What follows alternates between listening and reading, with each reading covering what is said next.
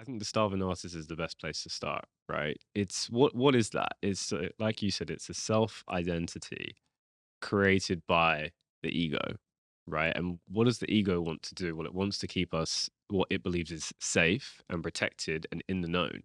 So even if you're a starving artist and you are poor and you are living in poverty and you would rather have money, but there's fear of the unknown, of changing. There's fear of all of those perceptions that you just said. So in a weird way, it's almost easier to keep yourself in the known, which is suffering, than it is to take a step into the unknown. But you first of all have to realize that there's no honor in suffering and being a starving artist.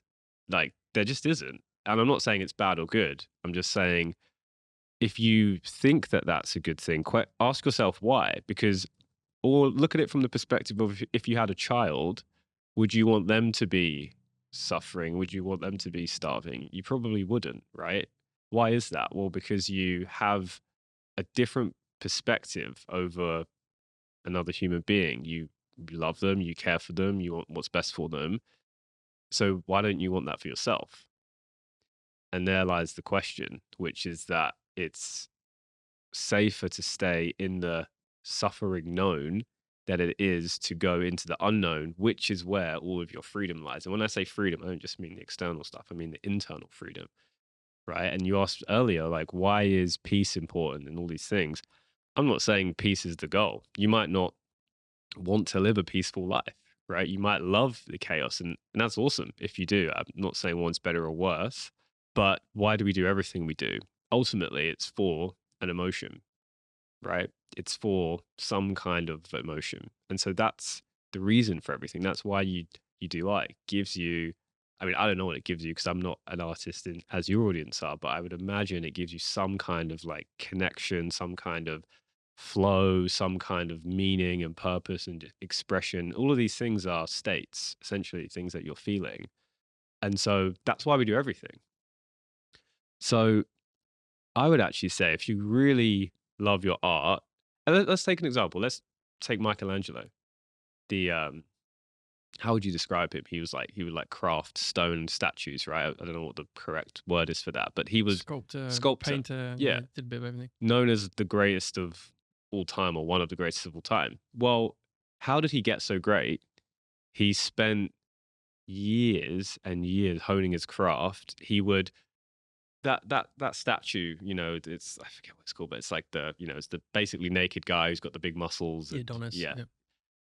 You know what he did to be able to do that? He went into and looked at corpses and spent months dissecting bodies, looking at the muscle fibers, opening them up, seeing what the organs look like so he could really understand what a body truly looks like. So he could then, and he had to sneak in to these places to do it, risking himself getting that. To me is true artistry, though, because he's obsessed with his craft, and that's what he devoted himself to.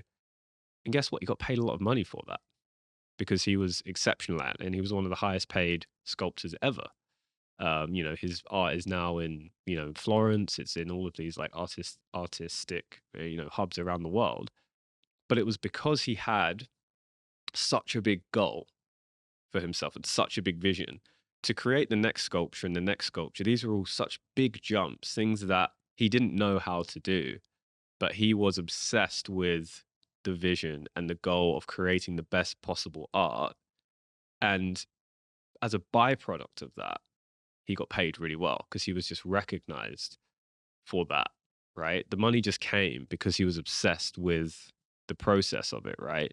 And so if that's also part of your, and you could say there's ego in that, right? You could say maybe that's not the purest thing from one perspective, but I just look at that as mastery. And I think that's a part of what we all want, right? We want to master a craft. And sure, part of us wants to be recognized for that, but part of us just wants to master it because we want to master it for ourselves, Yeah. right? And so there's plenty of examples of these artists who create good things, and you don't have to die before you make money. You know, you can do it in real time. You just have to be willing to be courageous enough to set the goal, to be honest with yourself about what do you truly want. Not what should you want, or not what perception do you want to create of yourself. What do you actually want? So I always ask you, like when we do a session, like, what's the goal? And I'm like, is that really the goal? Because if that's the goal, cool, we can get you there. And it's going to require certain actions, certain beliefs that have got to be outside of your comfort zone. It's going to require sacrifice to get there. Not even just sacrifice of time, sacrifice of yourself, parts of yourself. And that's the game we play.